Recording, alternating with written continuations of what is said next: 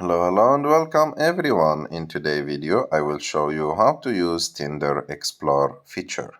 So to do this, it's very simple. You have just to go to Tinder, and as you can see in the menu in the bottom, there is Explore option. You have to click on it. And as you can see with this Explore option, it will show you like profiles by themes. So for example, as you can see here, you can see the sporty people. You have just to click on it and it will show you the sporty people. And how Tinder knows the interests of people and those details about people, they know them from their profiles and from the informations that they added when they created their profiles or the informations that they added after.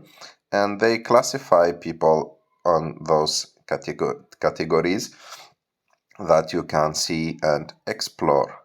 I hope that you like this video. If you like this video, don't forget to subscribe to our channel, to like this video, and see you in the next one.